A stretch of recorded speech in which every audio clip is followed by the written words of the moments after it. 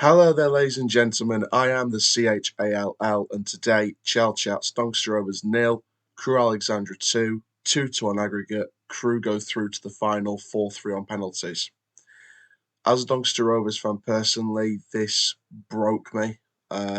This gutted me. I think waking up this morning, it's just felt the exact same as the night it happened. It's one of them where we just didn't. I think we tried, but I think we just ran out of steam. I think Crewe reserved their energy better. I think they dealt with their energy better, and Crewe overall deserved it. And I give massive praise to them. So today we're going to be talking about the game, talking about each team's performance review, share some stats, some analysis on certain players. We're also going to talk about Doncaster Rovers for next season, Crewe going into the final and potentially next season as well. I'm going to share everything from yesterday. So before we get started, make sure you do like, comment, subscribe, click the notification bell so you never miss another YouTube video. We're on the road to 3,000 subscribers and 500,000 views. Let's get there as soon as possible, please. Do excuse me if our voice is lower than usual. I think part of it's hungover, part of it's broken, part of it's gutted, part of it's not working. But it's one of those days where it's kind of hard. I'm going to bring as much energy as I can into the video, but it's one of them where the result just flattens me. But I'm going to try my absolute best. And for now, let's get straight into this video as Doncaster Rovers are knocked out in the second leg of the semi-final by Crewe Alexandra on penalties 4-3. Just before we get started with this video, I am currently wearing my pink mental health wristband. This was being sold around the stadium. It's raising awareness for mental health. Make sure you go check out the website, which is on this side of the wristband, which is www.talk-out-loud.co.uk. That is www.talk-out-loud.co.uk. The link for that will be in the description just below the video. So we're going to begin, as always, with the lineups. I'm going to start with the opposition Crewe, who is set up in the similar 4-2-3-1 as us to start the game. In goal, Max Strijek. A back four from right to left of Billington, Ed Turns, Captain Mickey Demetriou, we'll talk more about him in a sec, and Rio Adebisi. A midfield pairing of Tabernier and Thomas. In front of them, a front three of Tracy, Aaron Rowe, again we'll speak about him later on, and Chris Long, with Elliot Nevitt leading the line for the starting 11, managed by Lee Bell. For Doncaster Rovers, it is a similar formation of a 4-2-3-1 with Grant McCann as manager. So, Timothy Lotatala in goal, a back four right to left of Jamie Sterry, Captain Richard Wood, Tom Anderson and James Maxwell. A midfield pairing of Owen Bailey and Matthew Craig, a front three of Luke Molyneux, Tommy Rowe and Hakeeb Adelakan, with Joe Ironside leading the line. So before we can get into the performance review of both teams, we have to share, first of all, a couple of predictions from those in sports media. So let's have some predictions from both Hits Radio South Yorkshire and ITV News Calendar. So we're here with Chris Davis-Smith representing Hits Radio South Yorkshire. Chris, how are you doing today? Not too bad, good to see you. How are you? I'm good, thank you, and thank you very much for allowing me to be a part of Hits Radio on such a special day. Doncaster Rovers against Crewe. Doncaster Rovers lead 2-0 from the first leg. How do you think this tie is going to go in the second leg with a capacity sellout crowd here at the Eco Power Stadium? Well, you've mentioned it there. A full house tonight at the Eco Power. The 12th man, if you like. Doncaster will get to Wembley, I think, considering the cushion that they've got from the first leg. I see another 2-0 scoreline tonight to get Rovers all the way to Wembley. Absolutely, and in terms of a score prediction, what are you going to go with today and why? 2-0, I think. I can't see Rovers letting one in, and I think they'll just wear Crewe down on the day. So yeah, I'd go a couple of goals to nil, 4-0 on aggregate. Brilliant. And finally then, it looks like it's going to be Crawley in the final as well, judging by the first leg scoreline against MK Dons. If the final is to be Crawley versus Doncaster, who would you bet in that final and why? It's hard to bet against Doncaster considering the great run that they've been on. So I think I'm going to go 3-1 Doncaster against Crawley in the final. If it is Crawley, they finished above Crawley in the league, and I just think it's all set for Doncaster to make that return to League One. So I'm here with Arif Ahmed, who's representing ITV News Calendar. Arif, thank you very much for agreeing to do this today. Doncaster Rovers lead 2-0 going into this second leg against Crewe Alexandra. Obviously, the home atmosphere is going to be behind them with a sellout crowd at the Eco Power Stadium this evening. What do you think is going to happen today? Do you think Doncaster can do it? I think they will. I mean, as you say, the sellout crowd behind them, that's going to give them a huge advantage anyway. And then if you look at the form they've been in, 13 games unbeaten, Doncaster form team, really, no one would want to play Doncaster Rovers at this point in the season. So, yeah, I think Doncaster Rovers will do it. 2-0 advantage, as you say, so they're in a really strong position. Absolutely. In terms of a score prediction, what do you think it's going to be today and why? Good question. I think it'll be a Doncaster Rovers win. I'll probably go 2-0 again. I think it'll just be too much for them. I think they'll be just the better team. They're high in confidence, and when you're high in confidence, everything just seems easier. Everything just seems better. You don't feel tired. It's been a long season. But I just think Doncaster Rovers will just have too much for them. And then, as you say, with this crowd roaring Doncaster Rovers on, I think they'll just have too much for them. So I'm going to go 2-0. Absolutely. And finally, Doncaster and Crawley, looks like it's going to be probably the final in League 2 with the 3-0 first leg for Crawley against MK Dons. If you were to sort of pick a team out of those to be promoted to League 1 this season, who would you say is the favourite and why? Because Crawley have had a fairy tale season, especially where most people predicted them, but at the end, Doncaster Rovers are the form team.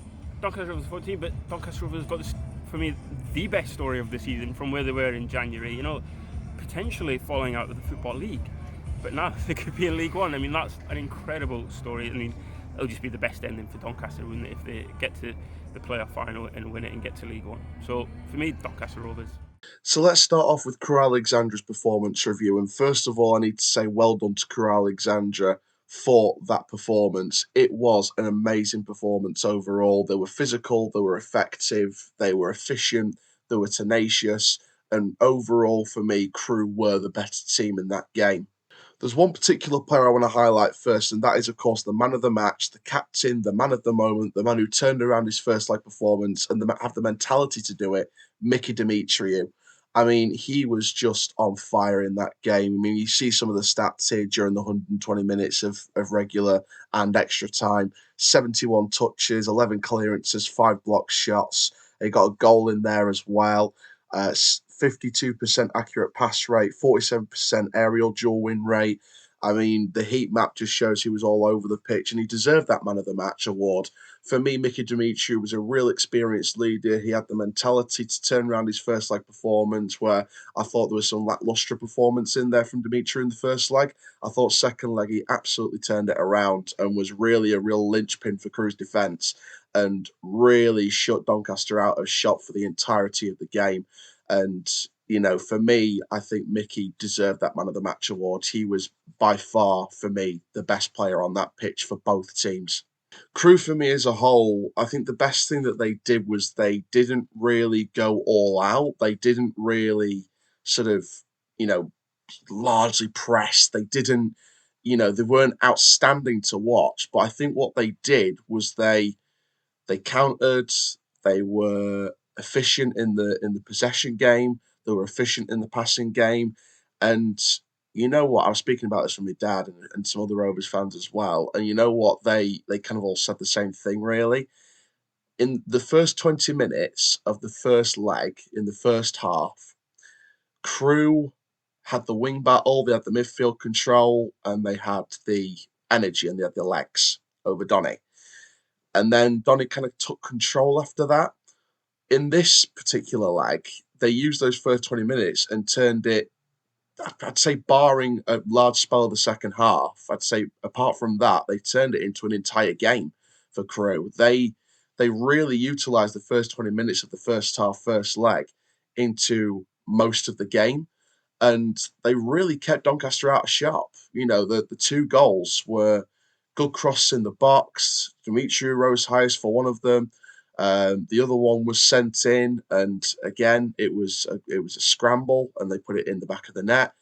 For me, the marking should have been a bit better on both of them, but it was good crosses, good balls in the box, and someone was on the end of it. And sometimes you need that person on the end of it in the right position. And Crewe were just more effective in taking their chances. I think that was it. Crewe, to be fair to them, they developed some good build-up play. They were effective. They produced some good long balls. There was some really good balls from Crewe. I felt like some of the balls downfield were class. Some of the switches in play were pretty good. and they got into the right place at the right time, and they got their deserved goals. And for me, I just didn't think we dealt with it correctly, or reacted to the goals correctly. I felt like we needed to show a bit more energy and show a bit more, oomph to react to the two goals, to react to both goals. To be fair, apart from a spell in the second half, I don't think we did that. I think Crewe probably had the game overall, even though they didn't dominate the possession stats, even though they didn't dominate the shots and shots on target compared to us going into the whole 120 minutes plus. For me, I think Crewe were just more effective in what they had, and they took their chances and we didn't. So it was one of them situations where Crewe were just the better team on the day. Finally, for Crewe, another player that I wanted to kind of highlight was Aaron Rowe. Again, the heat map kind of tells the whole story. He was really effective. His pace tore our midfield apart. And for me, Aaron Rowe was, again, another great player. I could have picked out their left back as well, Rio Adebisi. Obviously, picked out Demetriou earlier, but Aaron Rowe was another player who did his job to the best of his ability. I could have also picked out the goalkeeper, Strijek. Saying that he came on an emergency loan after his release from Wycombe Wanderers earlier as well. That's an incredible story for Max Strijek, released by Wycombe this summer, and he goes on this emergency loan during the end of the season, and he just turns up when needed. And he pulled off some incredible saves in that game as well. But I wanted to pick out Aaron Rowe because I thought his drive, his energy, his quickness, his tenacity, his creativity, his innovation, the way he tore through our midfield a few times, he was really good. And Crewe have got themselves a really good attacking player, a good young attacking player as well, this season. I mean, in the 86 minutes he was on the pitch, 43 touches, couple of key passes, 76% accurate passes win rate, nearly 67% ground duels rate. He really got stuck in there, and won most of the duels on the floor. And for me, I think his drive and his energy really impressed me. And some of our players couldn't keep up with him, especially in the second half at times. Well, first half definitely. Second half a few times before he got taken off. So for me, Aaron Rowe kind of shined for me in a Crewe shirt. And like I said, Crewe were the better team on the day, and I think that's just the simple, harsh reality of it. So what about Doncaster Rovers? Well, Doncaster Rovers for me, like I said, I think the second half was better. And it's not like the players didn't try. I think we knew the players were still going to try. There was a few moments where the ball kind of went outward, and then there was kind of some wasted balls. I think there was a moment in the second half where Oluwu cleared it out, and I think a few of us said at the time, I think we could have seen there was a pass back option to Tala with not as much pressure on the goalkeeper. So again, it's all about decision making in that situation. How can you handle pressure? What do you do under pressure? Some situations are great, some are not. They are all human at the end of the day. But you know what, Doncaster Rovers for me, despite the fact that Crewe were the better team on the night last night, I feel tremendous pride to be a Doncaster Rovers fan for how far we came. From that penalty at Sutton United, where we were 6-7 points above the bottom two, to now come into a playoff semi-final and be penalties again, just like Charlton fight a few years ago, penalties away from a final at Wembley. It's an unbelievable run. It's an unbelievable achievement. It is a just what might have been situation if the run had happened a bit sooner. It is also a what might have been situation if the first half of the season wasn't so polar opposite to the second half of the season. Because we, as Rovers fans, we should have the balls, shall we say, to sort of come out and say that it has overall been a Jekyll and Hyde season, and this fantastic run in the second half of the season got us to this playoff run. There was a lot of confidence going into this. I did say on Hits Radio before kickoff, though, do not underestimate Crewe. I also said before the playoffs started, it might be a year too early, and I was expecting a hell of a lot of backlash after that. But you know what? Unfortunately, I got proven right about that it was a year too early. And, hopefully, I'm not saying this is definite before anyone comes at me or any rival fans say, oh, he's being optimistic again. I'm only saying this as a if or a possibly. And the best reference I can give to this is Stockport. They were in the semis one year. They didn't get through. They had to come again, and they won the league this year. I'm praying that's the direction that we're going to go. I'm praying we're going to go in the Stockport direction where we win, where we try, or at least try and win the league next season, or try and go up next season, which I think we should be anyway. No disrespect to League Two, but I think that Doncaster Rovers should be up there next season. Otherwise, it is a failure. So, and Grant, you know what? Grant McCann said it as well. Grant McCann said it after the game. And in fact, I have actually got the full quote. I do have the full quote from Grant McCann from what he said after that game. And I want you all to hear this, and I want rival fans to hear this as well. We'll be going to win the league next year. If any of you don't think we can, tell your agent to call me and find a new club. There's no way I'm waiting for my team to get going for another 3-4 months. If they're not ready to come back and win the league, then for me, don't come back. That right there is an elite manager. That right there is an elite mindset of a manager. If this was someone else in charge and they had come out and said, we'll try our best next year. If we don't succeed, then we'll try and have a good season, I would have said sack him on the spot. If a manager turned around to me after that run we had and just missing out on Wembley, comes out and says, we didn't deserve it this year, we'll try our best next year. If we don't succeed, then we'll have a good season anyway, I'd have sacked him on the spot. Grant McCann has an elite mindset where he will not accept failure. He won't accept it. He's turned around last night and said, if any players do not think we should be winning this league next year, don't return to the club. Don't come back. Go and find another club. Tell your agents to go find another club, because he wants to win the league next year. And you know what? That's an elite manager. That's an elite mindset of a manager. And for me, I knew it already, but that for me determines we've got the right man for the job, because he will not accept anything below winning the league next year, unless it's like by a point or something to get promoted in second or third. Like, if you guys remember when we got promoted from League Two last time, when we were top for a while, and we kind of lost the title on the last day, but still got up, still got promoted with, I think it was Plymouth and Portsmouth won the league that year. So, unless it's a really tight finish where anyone could have won that league, which I think League Two will be more open next year, to be fair. I think if it was one of those more open ones where we lost the title by a point or two to second or first, then I think we can kind of make an exception to that. But Grant McCann will know that he wants to win the league next year. He'll know 100% he wants to win the league next year, and anyone who doesn't think that can go. Simple fact, just go. If any players out there don't think we can win the league next year, or don't want to attempt to win the league next year, then, like I said, Grant McCann said it, go and find a new club.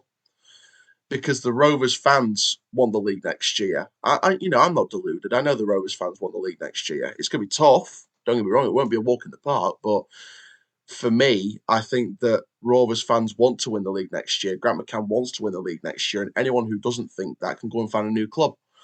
Because that's his mentality. That's an elite manager's thinking. So for me, Doncaster Rovers are in interesting position next season. As you can see by the squad we currently have for next year, in terms of transfers, you're looking here, you're probably looking at a backup for Sterry. You're looking here at maybe one more midfielder if we're going to loan Sam Brown out, maybe, or give him cup games. We might need another centre midfielder. I'd say another attacking midfielder, another winger or two. I think you loan out Goodman. We might need a potential other striker, but I think that's the least of our priorities.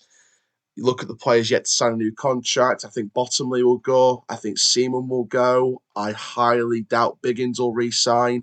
Tommy Rowe, I reckon, will be a player coach, so I don't think he'll be on a full-time contract next season. De Grucci will go.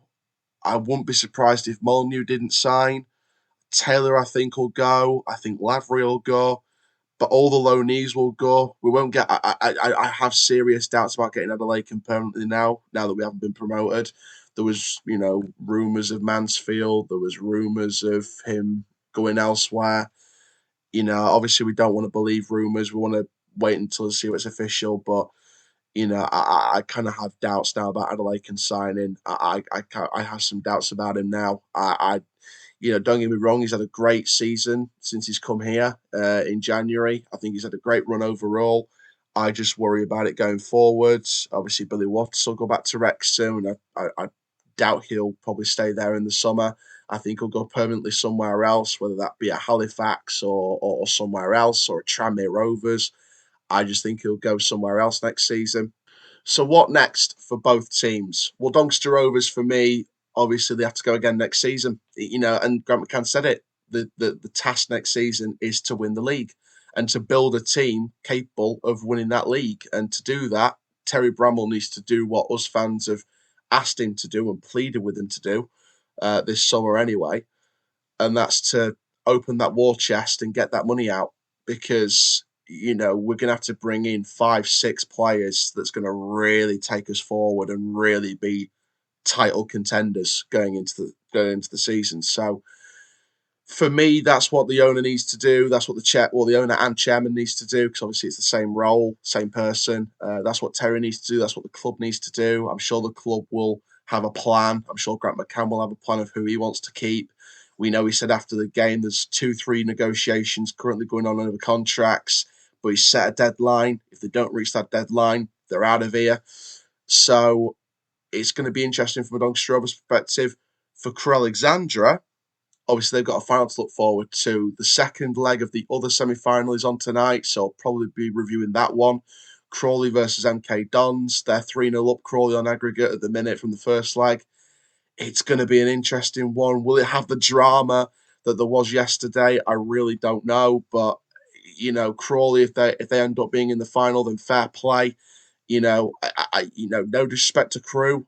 I think that Crawley are more. I think Crawley's story is the better of the two in terms of if it's Crewe going back to League One at the second time of asking, and versus Crawley, who are predicted by most people to go down. They could be within a chance of League One.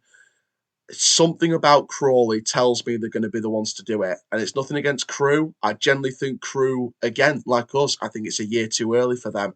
I think Nevitt went off injured in the end. So for me, I think Crewe will just fall short of Crawley in the final. And that's not being harsh on Crewe. That's just me saying how it is. I think it's Crawley's to lose, in my opinion. I think Crawley have got the kind of football that could, depending on Crewe's injury situation, tear them apart. I think Crewe will put some fight in. I think their energy, their efficiency, their physical energy, I think their mentality, I think could be a tough nut to crack for Crawley. But I think that Crawley could just do the job, and I think it's Crawley's to win now. And I'm not supporting Crewe or Crawley in the final. I'm just saying I think Crawley will do it. But I wish the best of luck to both teams. If MK Dons turn it around, then I wish the best of luck to them as well. But we go again next season. We've got Bromley away to tick off, so that should be interesting. But yeah, overall for me, it's going to be we go again next season as a Rovers fan. We go again next season. So thank you very much for watching this match review. Make sure you do like, comment, subscribe. And for now, I am the CHALL. Ta-ra for now, and that's full time.